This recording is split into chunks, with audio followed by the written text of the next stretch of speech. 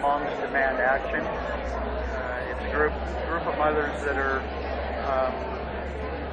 fighting the gun control fight. The Secretary of State Rosenblum and just be kind of dead here. They're about to what we're doing, and so once again, you're bearing witness live with Salem-News event held by Moms Demand Action for gun sense in America. We're going to have a couple of notable speakers. We'll have the Secretary of State Rosenblum, and we'll have Governor Kotek. So at this point, I'm just going to...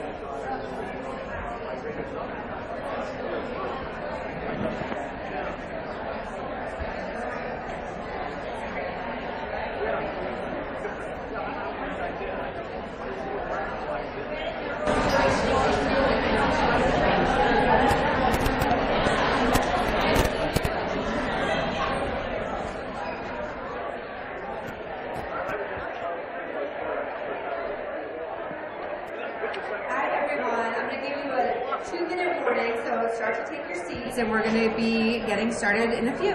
Thank you.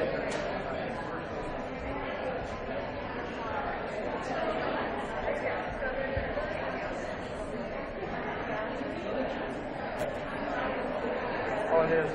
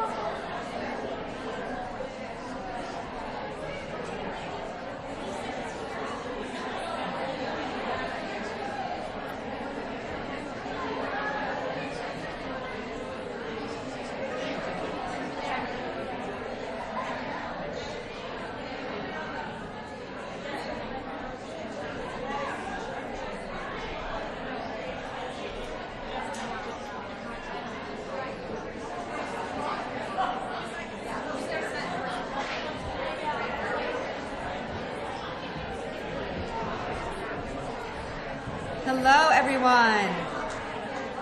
Come take your seats. We're going to get started. If you're at one of the tables, come on in, come forward and grab a seat. Ooh, that worked so fast. Good afternoon, everyone. We are so grateful for you coming in to celebrate our Advocacy Action Afternoon and our 10-year celebration of Moms Demand Action.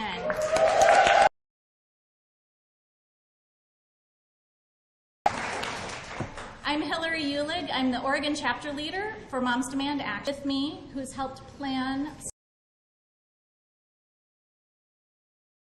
East Portland, and I've been involved with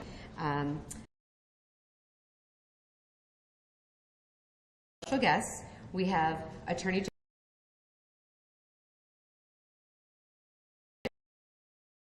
We are going to be hearing shortly from Governor Tina Kotek.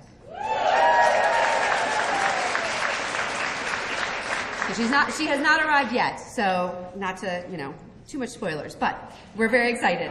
I'd also like to read our grounding statement that we read before all Moms Demand Action meetings. We'd like to begin by sharing our statement of intention and purpose.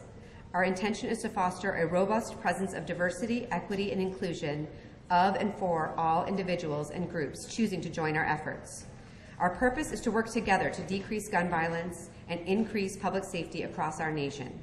In our meetings, events, activities, we value diversity, we advance equity, we demonstrate inclusion, we are a community.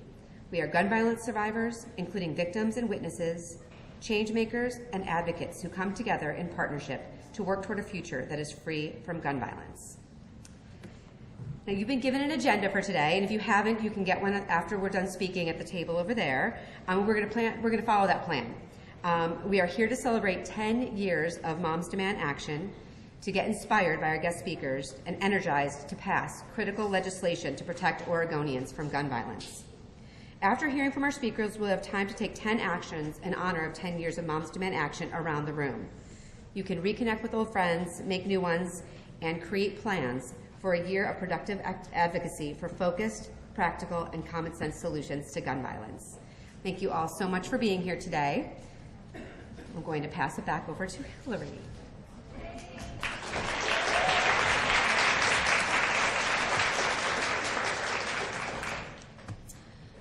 So I'm Hillary Uhlig, in case you just came in, and I have been volunteering with Moms Demand Action for 6 years, and I am so grateful to be here to be able to celebrate the 10-year mark with you all.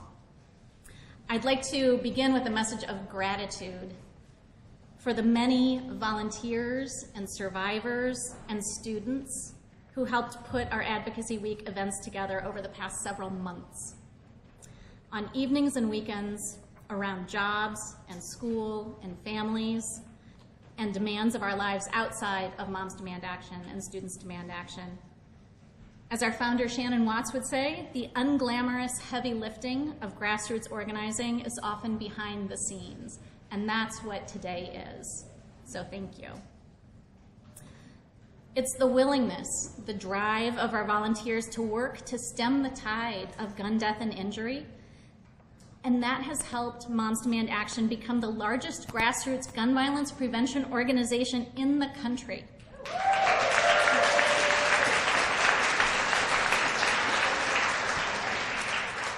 It is our advocacy over the last 10 years that has helped Oregon become a national leader in the fight to end gun violence.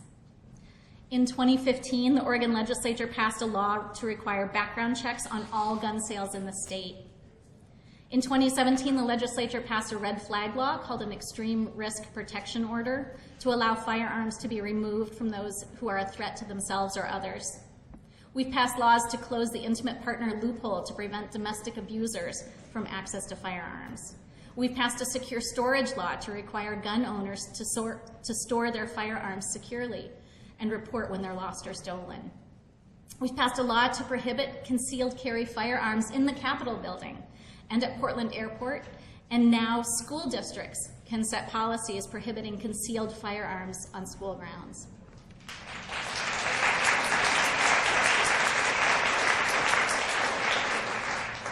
Many of you helped to reach out to your school boards in your local areas to advocate for this policy, and now over 200,000 Oregon children now attend schools that are free from guns.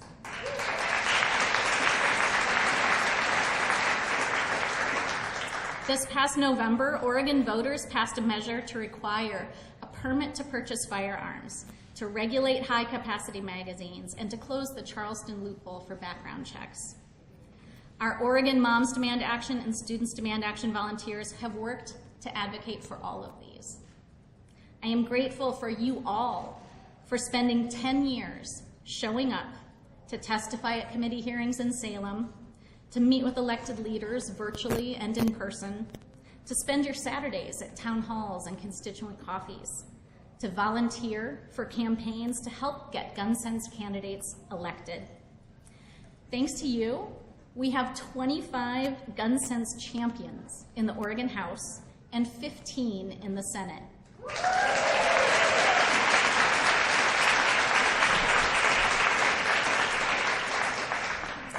We have a gun sense champion attorney general.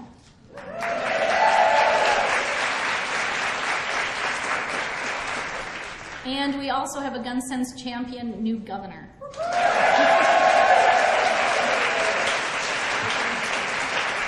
And all of these gun sense champions are paving the way in this legislative session for more common sense gun laws to protect the lives of Oregonians. So thank you to our Thanks to you all, our legislators know that Moms Demand Action and Students Demand Action volunteers will keep showing up. We will keep pressing for answers and action. And we are a presence in all of our communities across the state. So thanks to you, we are changing the culture of gun ownership in Oregon for safety. But that does not mean that we are done. We are in Salem today to strengthen our partnership with our gun sense champions in the legislature, working for laws that will protect Oregon families. We'll hear more about the bills that we're covering in a little while, and some of you may have heard a lot about them because we've had 2 full days of 30 virtual meetings with legislators on Tuesday and Wednesday. We had in-person meetings this morning, and at the end of this afternoon, there's an option to go back and have some more, if you can stick around, have some in-person meetings in the Capitol. But first, we have some very special guest speakers. I'd like to introduce Ken Gonzalez, who is the Everytown for Gun Safety's Managing Director of Volunteer Leadership and Engagement. Thanks, Ken.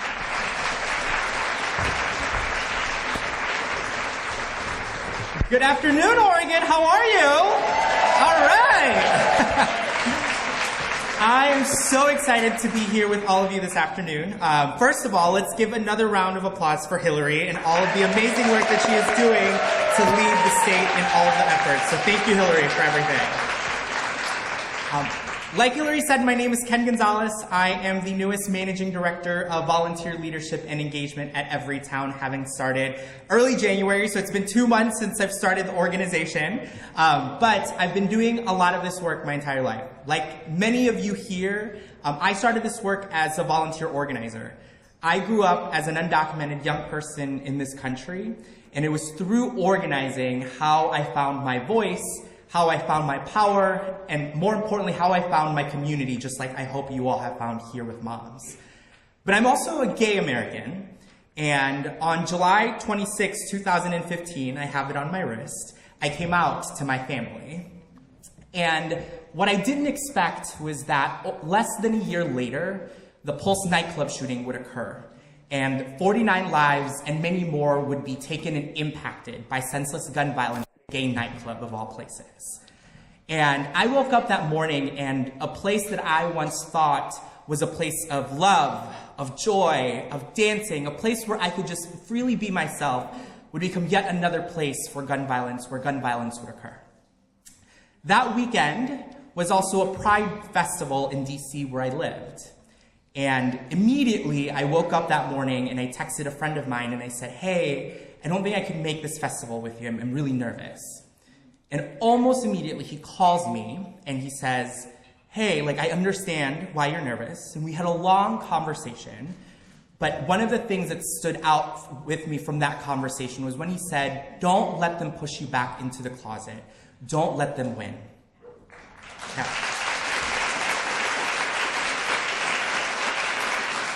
He was right. So I joined him, and I joined many other LGBTQ individuals and allies in DC, where we celebrated and mourned and lifted up the lives lost that weekend that didn't need to be lost. But I share that story because I know that every time you all show up in these red shirts, every time you go out there and march, whenever you choose to have a hard conversation with a family, with a friend, with a lawmaker, you all are choosing to be brave every single time. You all are choosing courage, you all are choosing love, and most importantly, you are choosing to be hopeful, and you are choosing to do this work in the belief that we can and will live in a world free from gun violence.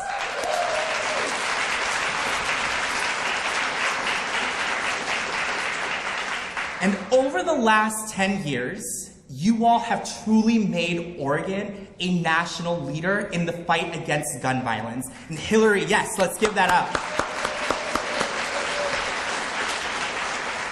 And Hillary listed all of the accomplishments that you all have made, so I'm not going to do that here. But the thing that is most important here for me is, though we've done so much over the last 10 years, we have so much more to go in the next 10. And whether you have been a part of this movement and this organization over the last 10 years since the beginning, or this is your first time coming to join us in person, know that just like how I entered that festival, you have a home here, you have community here, and we will always have your back to make sure that we can build a world free from gun violence.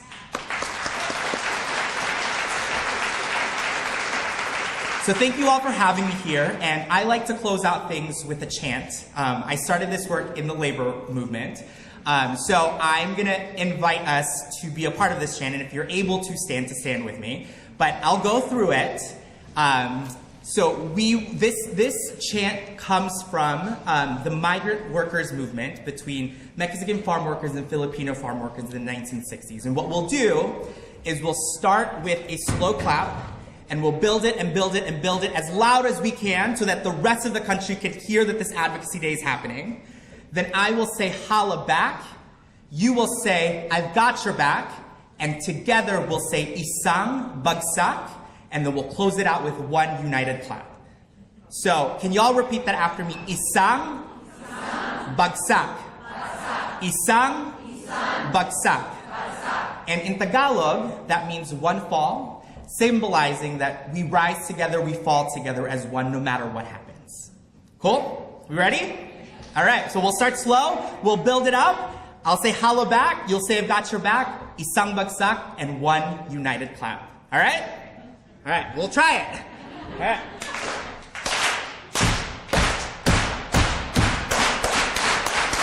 Holla back! Isang bagsak!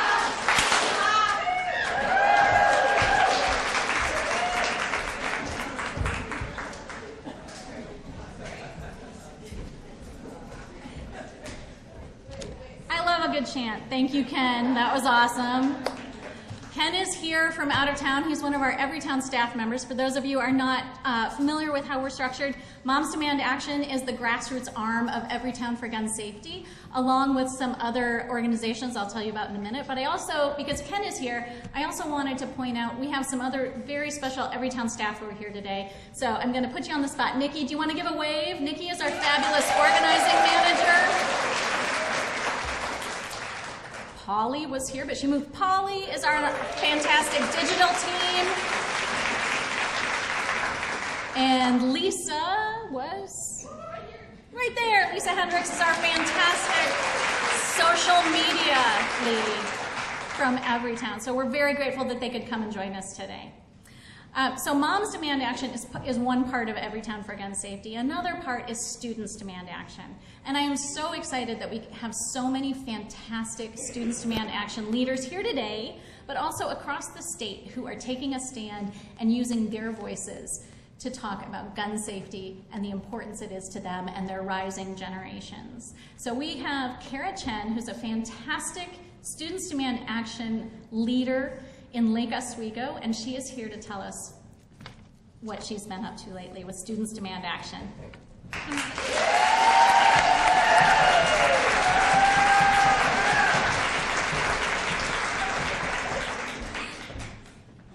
kind of like nervous now because I'm being filmed, but it's okay. Everything's fine. Yeah, so I'm Kara. I lead the Lake Ridge High School chapter of Students Demand Action in Lake Oswego, Oregon, near the Portland metro area. We mostly do work focused on walkouts and other forms of visibility where we try and get press to realize that, yes, students do care about this issue. What a shocker. And like we try to get, press to try and come to these activities, and we try to make sure that everyone who needs a chance to speak out and show their opinions, who are students who are often marginalized or sidelined in crowded conference rooms, do get the chance to do so. So I have prepared remarks. They may sound a little passive-aggressive, but that's not directed towards you, I promise. That's directed towards like any adult reading this or listening to this who's not in this room right now.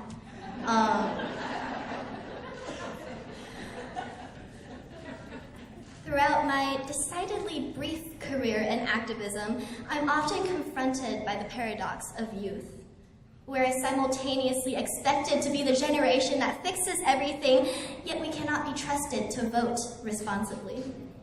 We are to be uplifted, considered the voices leading the movement, yet we are often sidelined or ignored in crowded conference rooms. And most of all, we bear the burden of carving out a life for ourselves in a world we had no say in crafting, but we are seen as naive, idealistic, or radical when we try to shift the paradigm and start anew. We exist in the liminal space between the innocence of childhood and the jaded, corrupting influences of new adulthood. The scale only seems to tip in either direction when we are needed as a homogeneous, undemanding group to satisfy the agendas of others. We are considered the perfect victims. When you read news about mass shootings, school shootings hit a particular nerve in the American consciousness. Sandy Hook, for example, is considered a seminal moment in America's sordid, storied history of gun violence. The younger the kids, the better. Am I right? But it should not be this way. It doesn't have to be this way. At school, when we do safety trainings, all our school resource officers say is that it is no longer a matter of if, but of when. Why do we live like this? For the adults who are not in this movement already, trying to change the status quo, it's beyond time to join us. Whether or not people with the power to change the status quo listen to people like us depends on the timing of the national political cycle. There seems to be a right time for everything. Immediately after the Bipartisan Safer Communities Act was passed, we were told not to expect any more legislation on a national level for at least 2 years. But gun violence in America cannot be put on pause. It's far from solved. Any amount of wishful thinking or politicking won't change the realities that we live in. On Tuesday, October 18th, last year, there was a shooting at Jefferson High School in Portland, just 13 miles from where I live. 2 students were injured. I had been planning a statewide walkout on October 25th in support of Measure 114. Along with other student organizers, I texted them the news, and the first response I got was, thankfully no one was seriously hurt. But when have our standards for what is and isn't acceptable become so low? Even we, as students, have gotten so used to reports of gun violence on school campuses that we seem, collectively, to have developed calluses to cope. I consider it a byproduct of human psychology, the ability to rationalize disasters and perform impact calculus. How else are we supposed to make sense of the complex, ever-shifting world around us? Turning disasters into data is effective when considering the scope of certain issues, but I believe flattening people into statistics strips away their personhoods. It takes the fact that 2 lives have been forever altered and consoles us with the reminder that they are only injured. I think it's a sign of our times that people still find it mundane that students are injured every day on the campuses of their schools, a place where they are supposed to learn, grow, and above all, feel safe. I thought it was shameful that this shooting and others like these did not receive more attention from the media. I don't mean that upon hearing the news, I wanted the media to circle Jefferson like a flock of vultures, but I only mean that in our current political climate, our incessant thirst for the shock factor, for statistics, for record highs and record lows, picks lives apart for the sake of novelty and a good story. From a pure number standpoint, 2 injured comes as a relief, not breaking news. Contrary to the beliefs of most of the adults in my life, again, this is not directed towards anyone in this room, I don't think it's idealistic of me to expect better for the generations to come.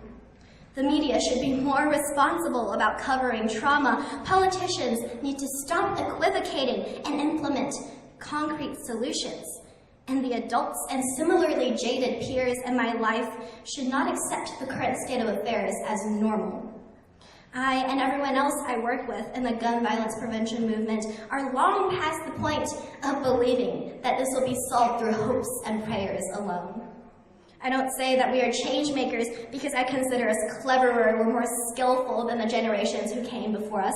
I consider us change makers because I know we are stubborn. I know how much we want this, and I know what we are willing to sacrifice to get it. Thank you.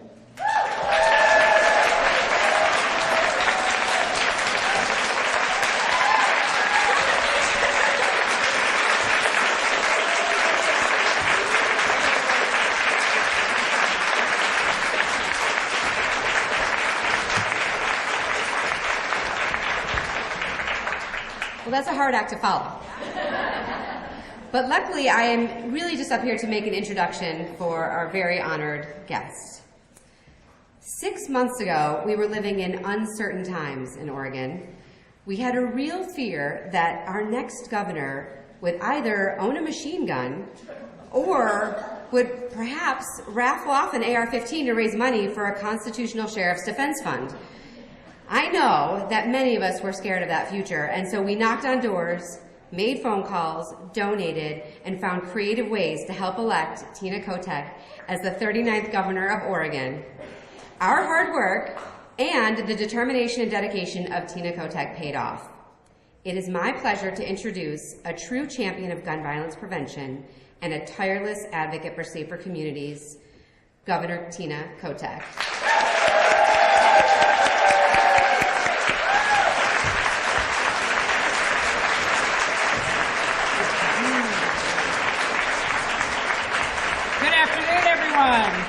It's so good to see you.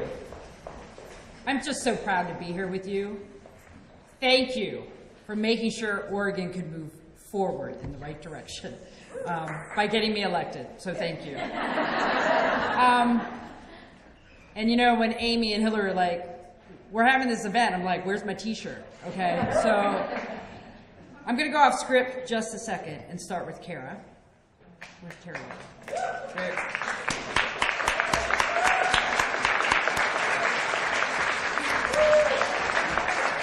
I'm going to embarrass you. No, seriously. The hope and the commitment of Moms Demand Action and Students Demand Action has been so inspiring to me personally. And Kara is right. The more we normalize this violence, the more we become immune to it, the less energy we have to keep doing the right thing to make sure it never happens again. No more Sandy Hooks, no more Pulse nightclubs, no more Uvalde's, because we've all done the right work together. And while we are blessed in this state with amazing student activists, like Kara and other students back there, hi there, thank you. And hey, how are you? Good to see you, thank you. we know we're not done. And I think it's amazing that we're celebrating 10 years of hard work, and I don't want to see another 10 years. I don't want to have a 20th anniversary. We shouldn't have to have these anniversaries of all the hard work you've been doing. We should be done. We should be able to go on with our lives, knowing that our students and adults around our country and in our state are safe. When I was on the campaign trail, and some of the folks here might have been volunteering, so thank you if I don't remember all your faces. When I would talk to students on the campaign trail, and we talked about, can we stop having to have active shooter drills in our schools? I never did those. Many of you never did those. They are traumatizing just in and of themselves. To think about the unthinkable is traumatizing to our students. And I'm very much focused on trying to improve the social and emotional well-being of Oregon students, and yet then we turn around and have active shooter drills. But I know that we can change this. You are embracing hope and love here in our state. We have made progress. I am so proud to be part of the progress we've made here to have some of the strongest laws in the country.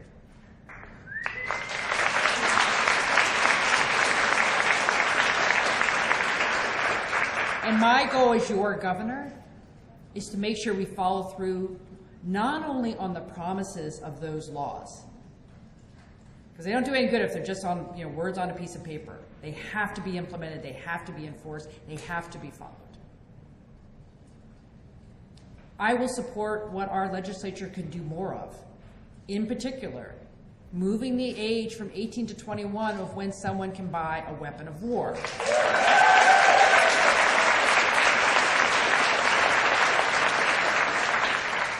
Your advocacy is absolutely critical. I love the fact that you had all those virtual meetings and you're going back in person today if you can. It's very important. Make our lawmakers, make us adults uncomfortable about where we are. Ask the hard questions. And in turn, what I'm going to do as your governor is make sure our budget supports the safety measures we've put in place and do other things. We have to intervene and prevent the cycle of violence. We have to make sure when someone is having a mental health or addiction crisis that they don't have access to a gun, because they're so much more likely to hurt themselves and kill themselves. We have too many guns out on the streets. You can be lawful and buy your gun, and then you stick it in your car and someone steals your car and takes your gun. We have to change behavior. This is not about saying you can't, it's about do it better, folks. Do it better, keep us all safe. And I know when the red shirts show up and when the young people hold us accountable, change happens. So don't lose hope, keep fighting.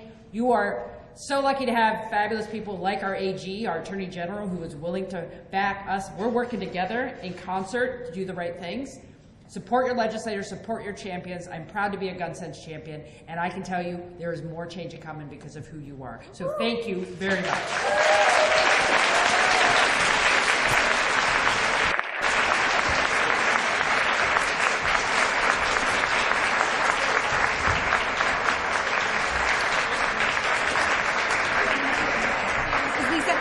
Is Lisa Reynolds still here? If Lisa Reynolds is in the room still, come on up on stage. Oh, there she is. Come on up. Here comes Representative Lisa Reynolds, everybody.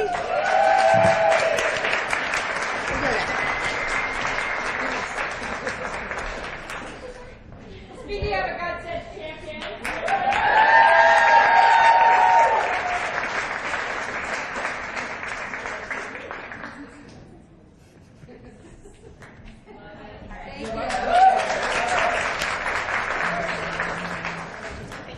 No, I'm taking it. Whoops, somebody's phone. Thank you. Yes. We always say if there's no pictures, it didn't happen. So there you go, documentation. So thank you, Governor Kotek. We're so grateful that you could be here with us today. But also we have another fantastic gun sense candidate, Attorney General Ellen Rosenblum. I would like...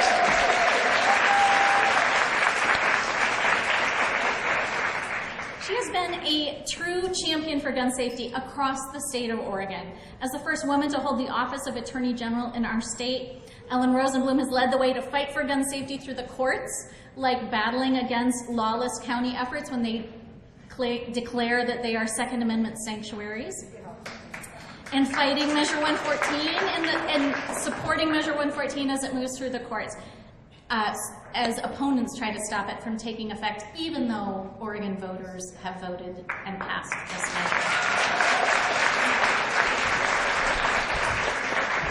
So we are so grateful you're here. Thank you so much.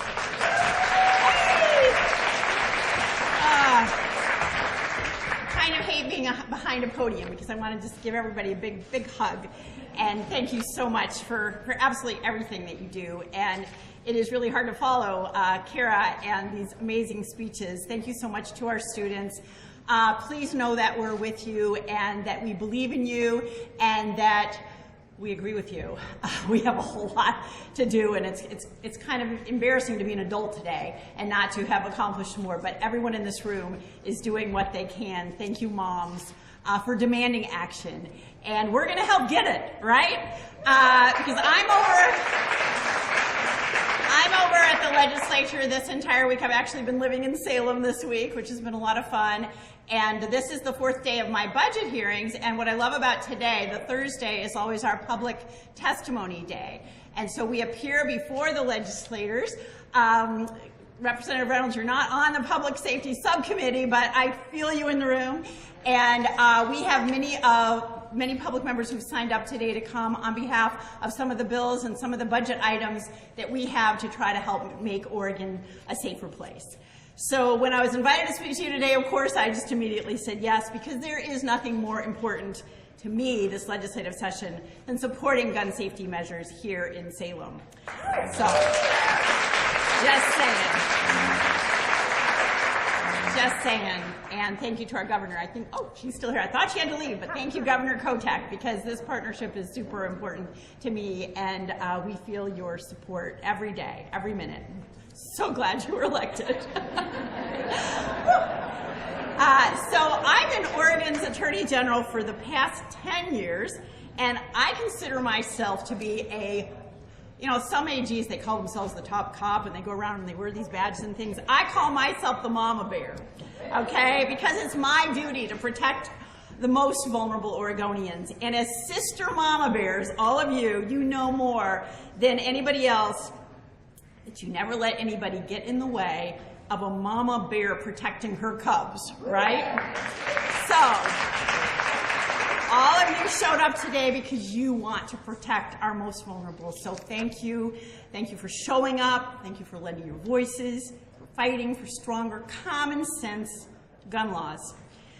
One thing nobody tells you when you become Attorney General is that you have to write a lot of tweets and statements after a gun tragedy. That's part of our job, is to support the community, right? To try to make sense out of things. But let me just tell you, I am so sick and tired, frankly, of writing those statements and not really having much to say other than, thoughts and prayers.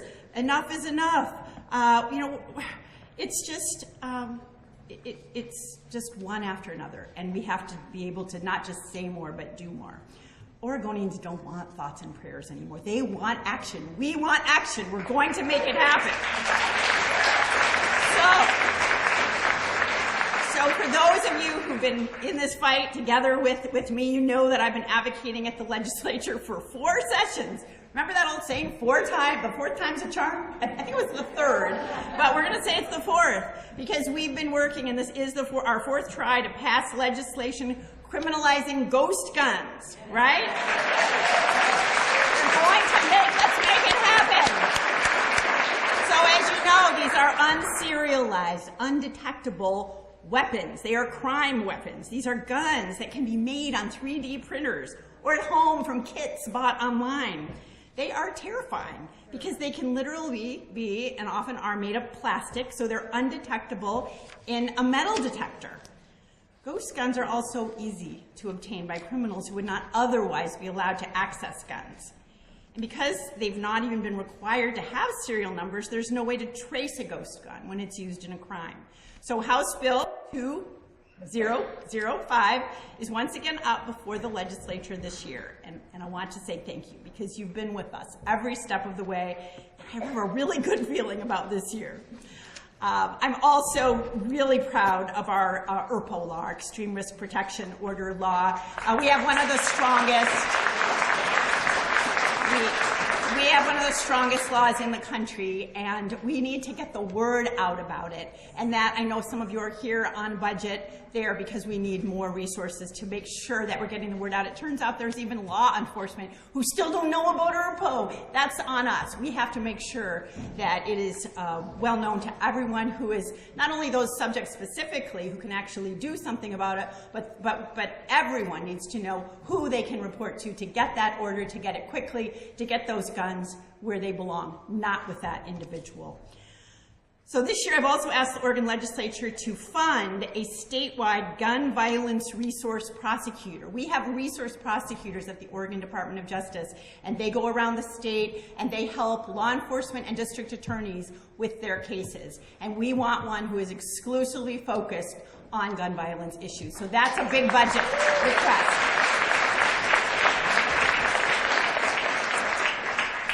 We're also working on implementing a new community violence intervention grant program that the legislature established in 2022, thank you, within our DOJ Crime Victims and Survivors Services Division, CVSSD. And this program will make targeted investments in community organizations throughout the state to deliver services that save lives, that address trauma, provide opportunity and improve the physical, social, and economic conditions that drive violence.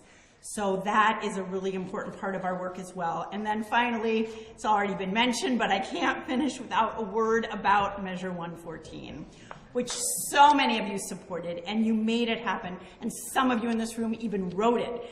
So this, I know that. This law was passed, of course, last November, and my office is doing everything that we can to defend the constitutionality. We believe it is constitutional under both the federal and the Oregon Constitution. This is a voter-passed gun safety law, and we're going to continue to defend this law in the courts. And I look forward to seeing all three of the component parts of this law implemented. So, thank you for having me here today. Enjoy your days in Salem like I've been doing. Thank you for coming. Maybe I'll see you over there this afternoon. Your voices are being heard, but we have to keep it up. Our children are depending on us. Thank you.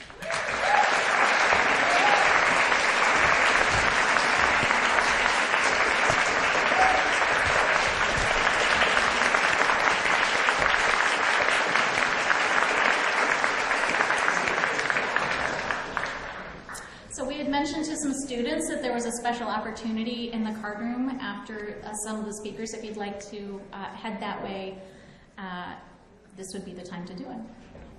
I also want to give a shout out. I saw Representative Tom Anderson step in from Salem.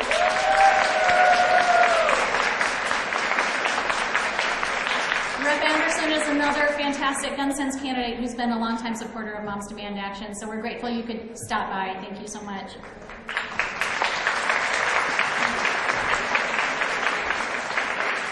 I mentioned that Students Demand Action was part of the Everytown umbrella along with Moms Demand Action. Another important part of that is the Everytown Survivor Network. And we're so happy to have two of our newest Everytown Survivor Fellows who are here with us today to share their story. We know that the voices of survivors are so important in our movement, and we're so glad you could join us today. Do you want to come?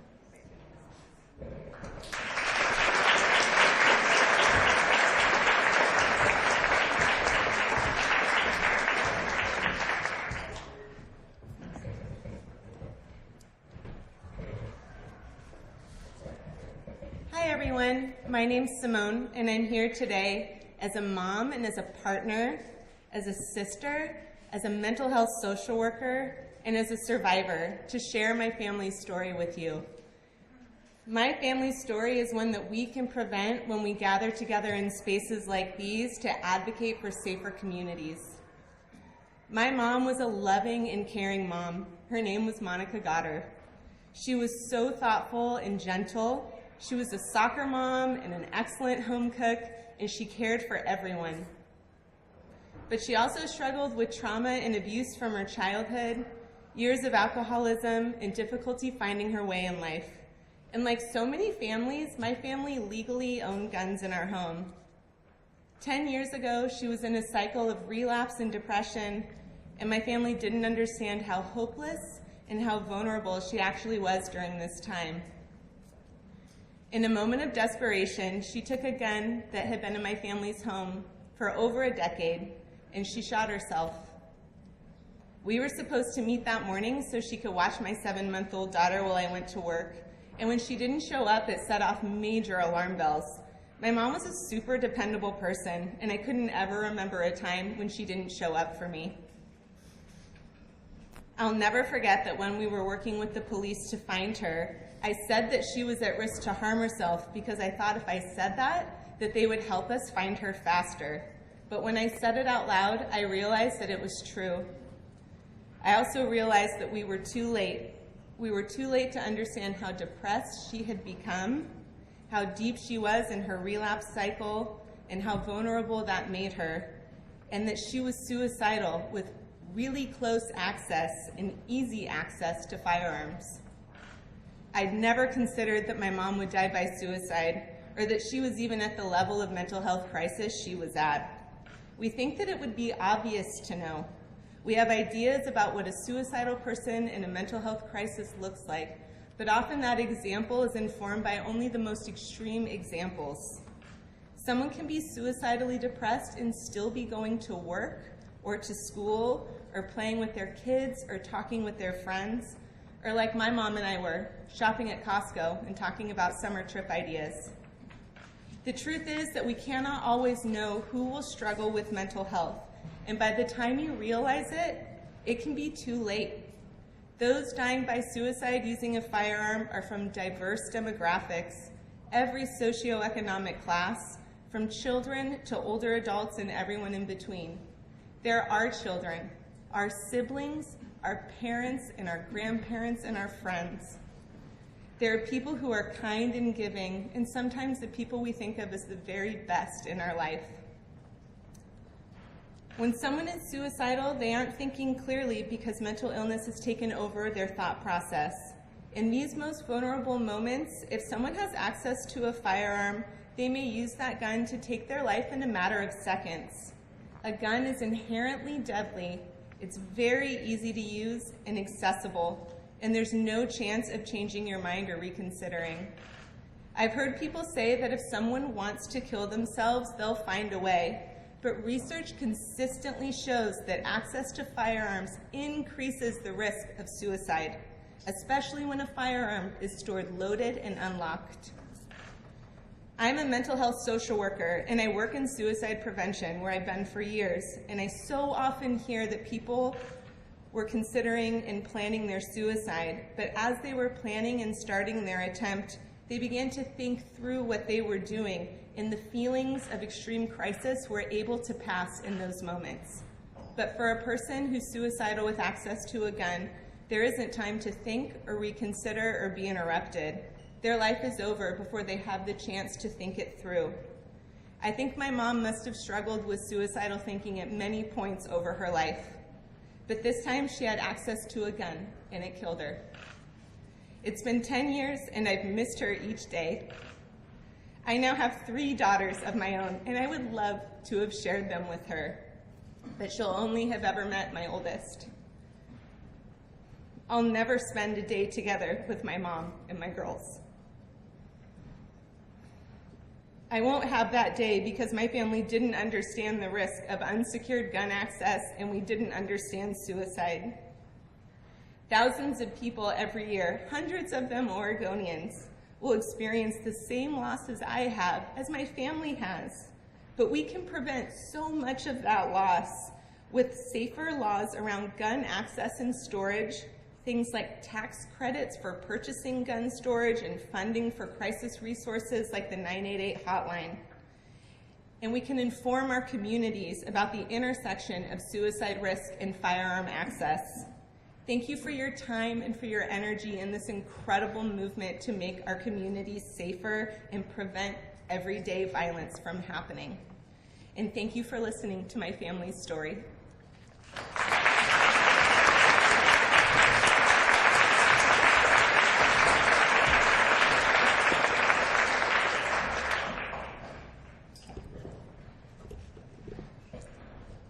Good afternoon. Thank you, Simone, for sharing your story. Thank you to Moms Demand Action for putting on this event, and thank you to everyone who is attending. A special thank you to my friend Nancy Hawk for supporting me on this journey.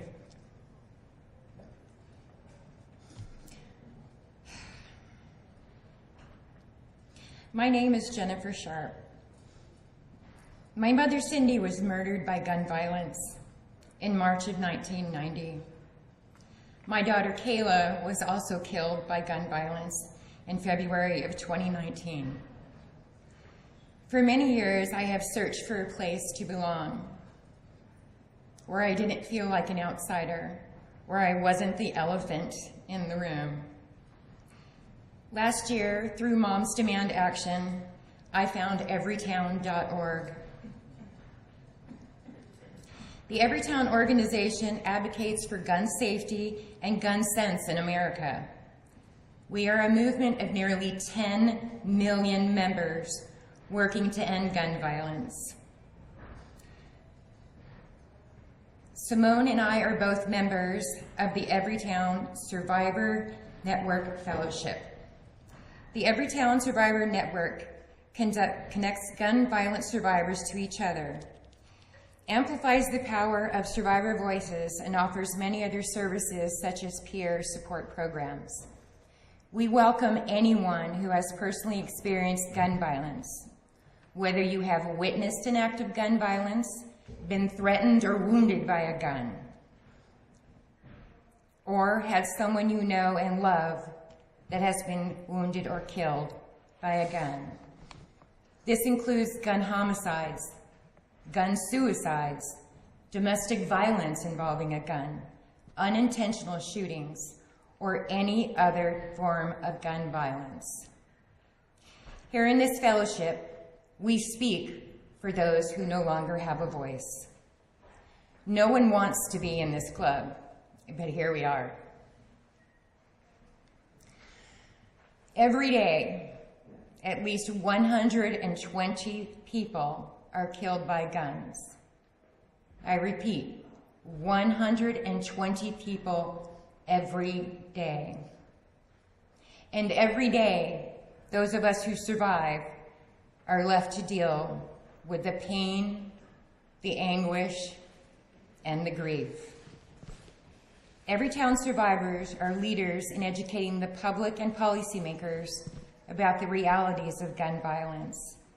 We speak out in many different ways to raise awareness about the impact of gun violence, such as sharing stories in the communities, posting on the Moments That Survive story wall, and participating in the Everytown Survivor Network Fellowship Program.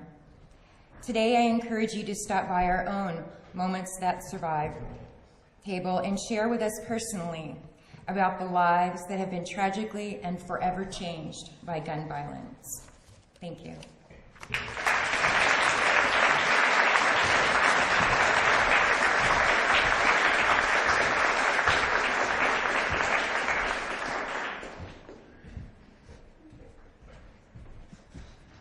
Hi, everyone. I know you've been sitting a long time, so I'm going to take what is a lot of remarks and actually condense it down.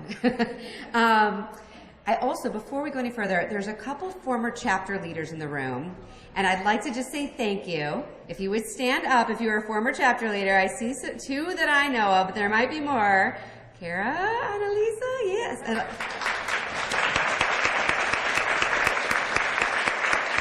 Kara, you too? She was never chapter leader. She was the second mom ever since we began. And hopefully you got a chance to enjoy the slideshow that we created with photos that date back 10 years. I got a lot of those photos from these two fantastic women, and they're people who brought me into the movement when I joined in 2015. So we are so thrilled that Moms Demand Action, Students Demand Action have a robust agenda of gun violence prevention bills we are supporting this legislative session. We have an incredible number of gun sense champions in the legislature, and this has meant that we have an array of gun violence prevention bills that will protect Oregonians that have been introduced already. So let's see if Debbie's gonna. So I'm gonna go through it a little faster, and you did get a chance to hear about these bills already. There's also information about it written at the tables. We hope that you're going to take action after we're done speaking and contact your legislator about these bills.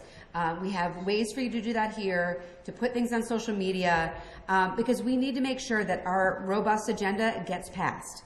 So House Bill 2005, and there's another one, House Bill 2874. They both address the problem that we have of ghost guns. So these are guns that are made by 3D printers, and they are untraceable and undetectable by metal detectors. They don't go through a background check. And so we really need to make sure that this is considered a crime in Oregon to possess these. So far, in just this last year, a cache of 68 guns that were undetectable ghost guns was found in Salem, and another 100 in Eugene. So this is a problem that's come to Oregon, and we need to be prepared. So as you heard, Attorney General Rosenblum is backing this bill, and there's some great folks who are in the Oregon legislature who have introduced it. House Bill 2006 will raise the age to purchase a semi-automatic rifle from 18 to 21. I think many don't realize that you need to be 21 to purchase a handgun, but only 18 to purchase an AR-15 style rifle. And so we are asking the Oregon legislature to pass a bill that raises that age from 18 to 21. We know that folks who are between the ages of 18 and 20 are 3 times more likely to commit a gun homicide than those over 21. We don't need these weapons of war, as we heard our governor call them, in the hands of those who are under 21. So I'm hoping that we're going to have some good success on this year. This is our first time having this bill introduced. Representative Evans is the one who's introduced it in the legislature. So if you know that your representative is supporting it, make sure you thank them. And also, if you don't know if your representative is supporting it, reach out. We need to have broad support for this bill to ensure that Oregonians are safe. House Bill 2007 will allow local governments to expand the areas that can be protected from concealed carry weapon holders bringing their guns onto their premises. So if you think back to 2 years ago, we passed Senate Bill 554, and that allowed for an automatic banning of guns from the Capitol and from the airport. It also allowed school districts across the state to opt in and ban concealed carry weapon holders from bringing guns to schools. We've had school districts from across the state adopt this policy. So Portland, Salem, Eugene, Corvallis, Hillsborough. We've had places that you might not expect, like Pendleton, Tillamook, places, Siuslaw School District. So this isn't just happening in the Valley. These are happening in school districts across the state. If you'd like to be involved in helping more school districts pass this policy where you live, that would be great. Gresham has not. Beaverton has not. There are plenty that haven't. So with this bill, Representative Lisa Reynolds, who is here today with us, has introduced this bill, and it will allow for city and county governments to ban concealed carry weapons from their buildings and the grounds surrounding their buildings. So we're hopeful that we can expand this. It's an opt-in provision. So City of Portland, City of Salem, they could pass a provision after this bill is passed that will keep concealed carry weapons out of their buildings. Right now, if you have a concealed carry weapon permit, you can bring that weapon with you almost pretty much wherever you'd like to. And if you were on our legislative kickoff call, which was on January 25th, you may have heard that Speaker Rayfield, those first 3 bills I just went over, those are priorities for Speaker Rayfield and for the Democratic caucus. So that's amazing. That means that they're going to be putting a lot of effort and time into this, as are all of us. But that doesn't mean that those representatives aren't going to be getting pressure to not pass these bills. So please take time to contact your legislator about those bills. Senate Bill 551 is an important bill to expand the work done also that we did in previous years. So the same bill, Senate Bill 554 that we passed 2 years ago, that banned guns from the Capitol and the airport also required that all guns are safely stored in the home. A lot of people aren't aware of this. So this new bill, Senate Bill 551, would mandate that school districts share information about secure storage with families. We know who we want to have this information, and it's those who have children in their home.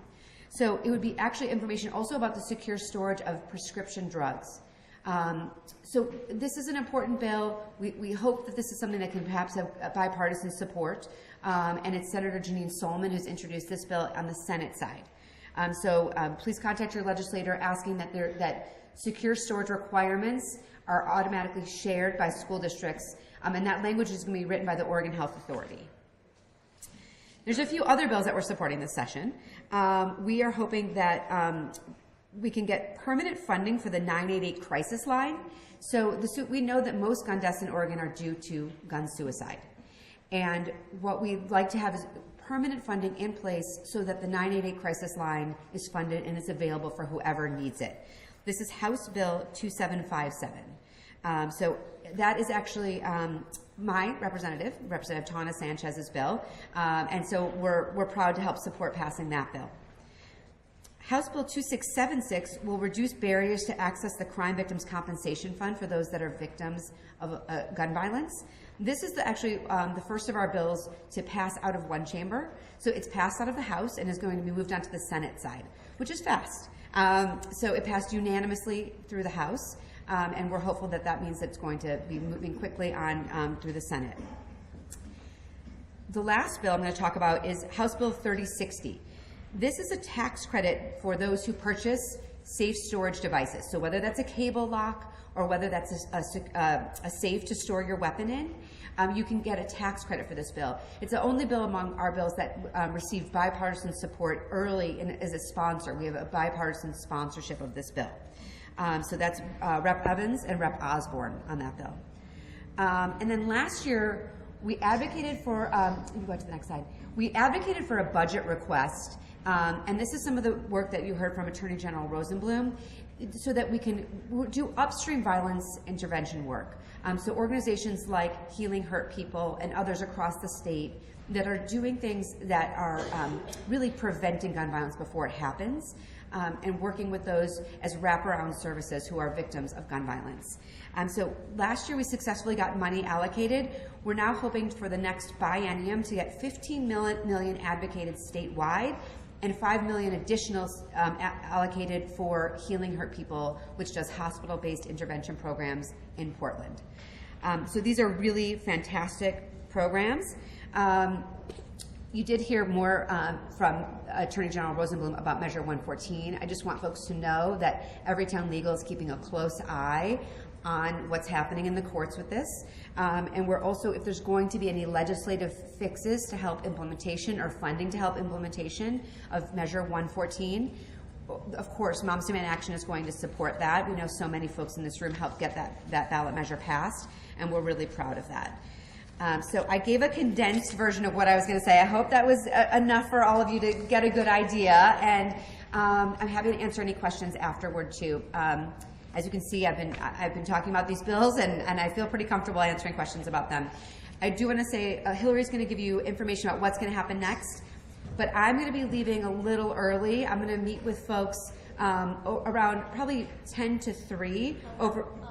Hillary's going to run through it. So that's it. Thank you so much. This is the last you're going to hear from me. I appreciate all of you being here.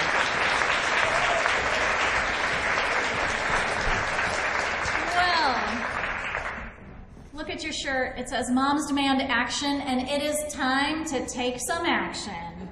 So if you didn't yet, if you weren't able to pick up an agenda, you'll want to stop over at the sign-in table afterwards to pick up an agenda, because it's got a list of our 10 actions you can take for 10 years of Moms Demand Action. You can stop at the Moms Demand Action table in the back. Station number 1, you can join a caucus. You can fill out our volunteer interest form. You can sign up for your next event. You can stop by our Students Demand Action table and find out what students are up to. If you have a student at home, 14 to 20, you can get them to start a Students Demand Action group at their schools too. You can stop by the table and learn about the state and the statistics of gun violence in Oregon from everystat.org. You can stop at our legislative action team and sign up for our rapid response. We'll send you emails and texts when we need quick action to contact your legislator or show up in Salem to support one of these awesome bills that Amy just told you about. We have a donation station where you can consider giving a donation, $10 for 10 years of Moms Demand Action. All of that money stays right in our Oregon chapter to help us do our advocacy work and hold events so that we can educate and lobby for our good gun safety bills. You can also meet a community partner. We've got someone from the Center for Hope and Safety here in Salem who's here today. You can stop by and say hi and find out about the wonderful work they're doing in our communities. You can stop by the Moments That Survive table and write a message of support for survivors. You can stop at our social media station. There's Marcy. We've got a little photo booth going on there. Because like I said, if we don't have photos, it didn't happen.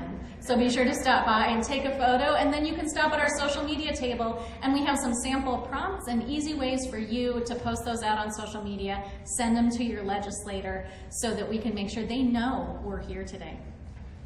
You can also stop by for some awesome freshly baked refreshments at the table up here, because self-care is part of this work too. And over here in this corner, you can learn about our bills, and you can, there's Nikki, thank you, Vanna. And you can contact your legislator. We have postcards. We have a digital action. You can text the word Oregon to 64433 to send a message to our judiciary members to get them to support our bills. So we've got 10 actions, which are awesome. Amy also mentioned that she is going to be over by the elevators at 3 o'clock to lead anybody over to the Capitol. We have a couple more in-person meetings this afternoon. We have 3:15 with Rep. Neron, who isn't on your sheet because we just added that one in. There's Rep. Reynolds, although, is Lisa still here? We'll see if, I think we're gonna still meet with Lisa, with Rep. Reynolds. We've got Julie Fahey, and then the last one today is Janine Solomon at 4:30. So Amy's gonna take the first crew over for the early meetings, and then I'll take another crew over at 4 o'clock. But if you don't want to make the walk over to the Capitol, because it is 3 or 4 blocks, that's okay too. You can stay here and you can take the actions and you can eat all the cookies. But the last thing we're gonna do before we get up and stretch our legs and take our action is to gather in the middle. So if everybody can stand up and gather in the middle, it's time for that group photo. Because it's going on social. We want to make sure that everybody sees the power of moms. Do you want to move here? Sure.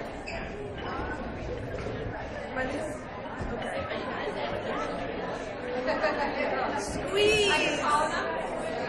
No. I'm the tallest one. Wow. Yeah. Thank you.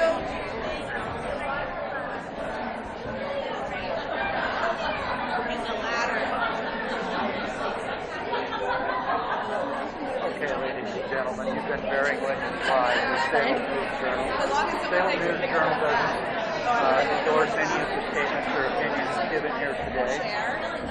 And at this time, we'd just like to thank you for bearing witness live with Salem-News Journal.